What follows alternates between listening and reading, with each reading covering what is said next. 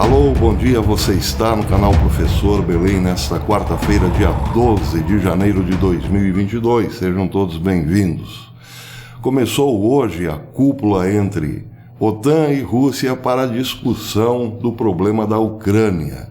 Está na mesa de negociação a exigência da Rússia para não invadir a Ucrânia. A exigência é que os Estados Unidos retirem o seu escudo militar de sobre a Europa. Bem, ainda não há nenhum resultado sobre este encontro, sobre esta cúpula, mas pode-se já afirmar agora que a Rússia está a um passo de dominar a Europa sem dar um único tiro. Tentarei explicar, embora esta seja a história mais difícil de ser contada sobre o século XXI, a história do domínio da Rússia sobre a Europa inteira. Bem, como é uma história difícil, repito, começarei com duas versões, uma inverossímil e outra com possibilidades de ser real. Vamos à história que não tem cabimento. Imaginem, por exemplo, que a Alemanha apostou tudo em salvar o mundo e derrotar a Rússia. Isso no começo dos anos Merkel. Uma história que começa há já quase 20 anos atrás. Merkel foi preparada para subir ao poder e dar-se muito bem com a Rússia, dados seus laços culturais com aquele país. Acontece que Angela Merkel, assim que assumiu o poder, começou a mexer com a cabeça de toda a Europa, no sentido de salvar o mundo, ou seja, partir para uma nova matriz energética, com zero carbono, por exemplo, eliminando sua dependência do gás natural da Rússia e também do petróleo, claro, porque petróleo é uma das causas principais, uma das razões principais porque o planeta está ruindo, por assim dizer. Bem, então o que fez Angela Merkel? Eliminou suas usinas nucleares, acabou com a importação de gás natural e petróleo e investiu tudo o que podia na tal energia verde, energia eólica, por exemplo, solar e etc. e tal. Bem, aí, como estava autossuficiente em energia limpa, deixou a Rússia haver navios, ou seja, parou de importar o petróleo e o gás russo, colocando a economia russa à míngua. Ou seja, além de salvar o planeta, destruiu de quebra o poderio russo, que está fundamentalmente baseado na sua exportação de petróleo e gás, o poderio econômico. Então a Alemanha não só salvou o mundo, como, de quebra, destruiu as pretensões da Rússia em ser independente à política globalista. Bem, esta é a história inverossímil. Agora, uma que tem possibilidade, sim, de ser bastante real. A Alemanha convenceu, por assim dizer, a Rússia a exportar o seu gás diretamente para território europeu, sem passar por países problemáticos como Ucrânia e Polônia.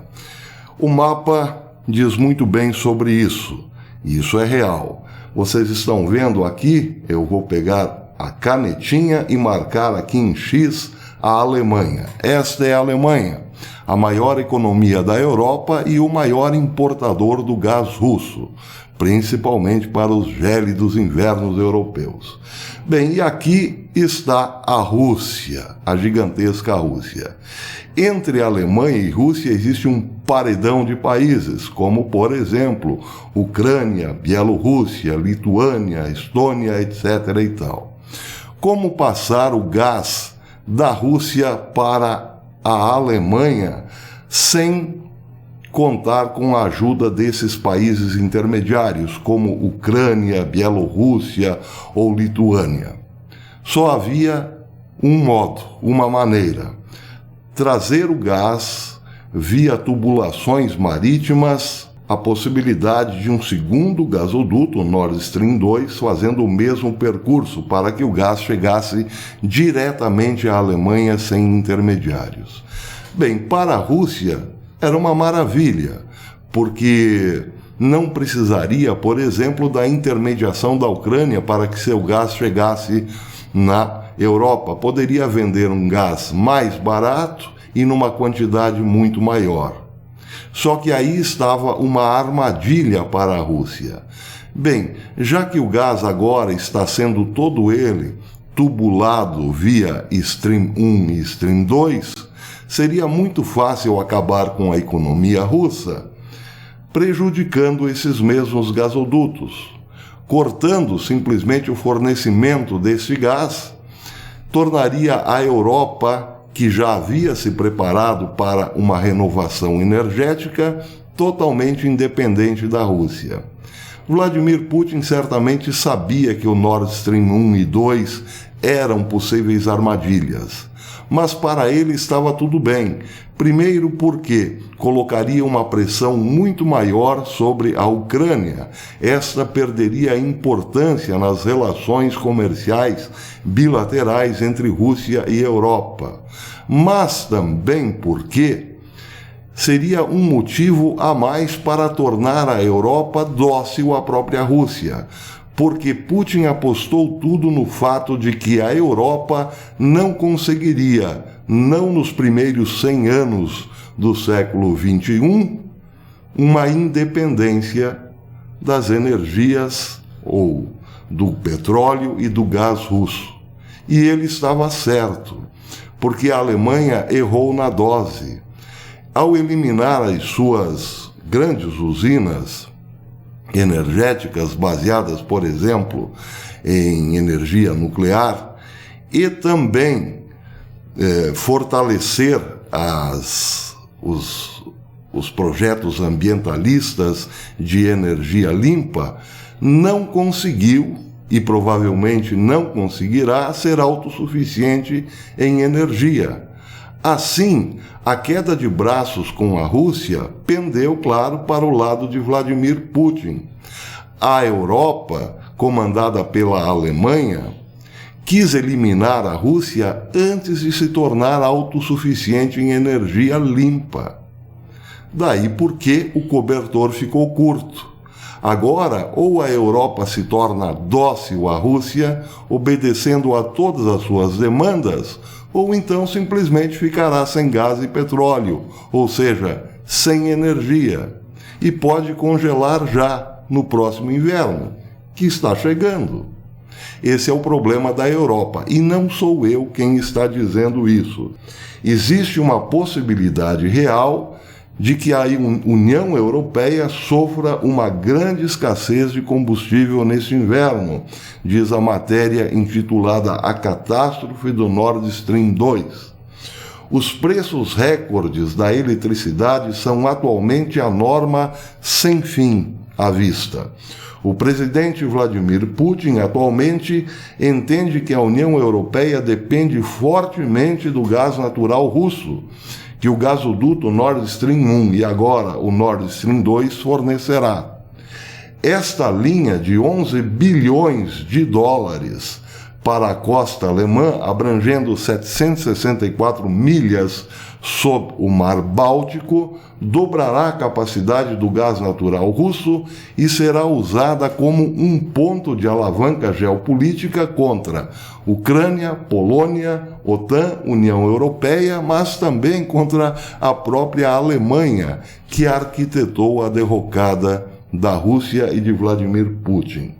Bem, aqui a matéria explica o porquê. A Alemanha continua a sua transição desastrosa para a energia limpa, para um futuro de baixo carbono ou zero carbono, fechando usinas de gás natural, carvão, usinas nucleares, que são confiáveis e também limpas, e tudo isso no início de 2021, quando auditores do governo federal alemão descobriram que o país precisará gastar mais de 600 bilhões de dólares entre os anos de 2022 e 2025 para manter a confiabilidade da rede de abastecimento de energia para o país. Isso além dos 580 bilhões que já foram gastos pelos alemães para a mudança da matriz energética, ao fecharem reatores nucleares de carbono em 3 grandes cidades da Alemanha. Isso aconteceu em 31 de dezembro de 2021. Em vez disso, os alemães e a União Europeia optaram por parques industriais eólicos e solares intermitentes, extremamente caros e extremamente danosos ao meio ambiente por conta da exploração da terra, mas também perigosos para a geração de energia elétrica de carga básica. Fizeram tudo isso sem pensar que dependiam ainda essencialmente dos combustíveis fósseis. Mas segue a matéria dizendo: os alemães e a União Europeia criaram um pesadelo geopolítico para todos os Estados membros da União Europeia, para a OTAN e para os Estados Unidos, porque seguiram um dogma impossível, o da energia limpa, pura, permitindo que Putin ditasse se os europeus receberão gás natural russo suficiente para aquecer seus países no inverno ou não.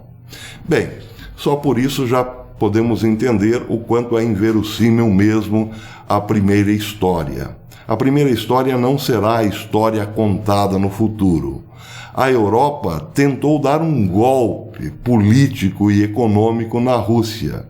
Não precisaremos mais do seu gás nem do seu petróleo, porque investimos pesado em energia limpa. Só que esse investimento é um poço sem fundo. Jamais abastecerá a Europa, pelo menos não nos próximos 100 anos, como disse. Isso quer dizer o seguinte: nós tentamos dar um golpe na Rússia e agora estamos mais dependentes do que nunca, porque para salvar o planeta fechamos as nossas usinas de carvão, não temos mais como tirar os nossos próprios recursos da terra. Isso demoraria muito e sairia ainda mais caro, ou melhor, a emenda seria pior do que o soneto. Pois é, tentaram destruir a Rússia e acabaram se tornando ainda mais dependente da Rússia. É a vitória, sem dar um único tiro sobre a Europa, a vitória de Putin. Por quê? Porque nesta queda de braços, Putin pôde contar com um apoio fundamental para a sua economia: comércio com a China. E isso os tecnocratas europeus não previam.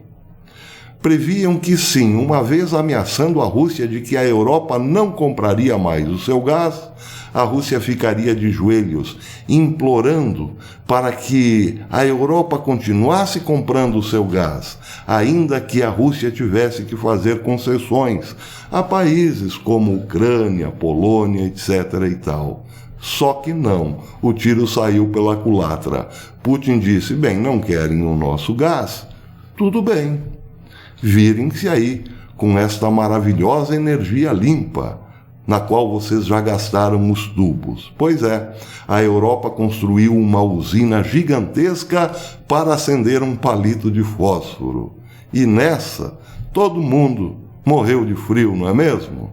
Pois é a possibilidade de que a segunda versão seja, sim, a principal história do século XXI.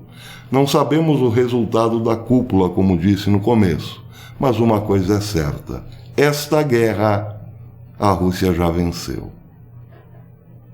Até depois.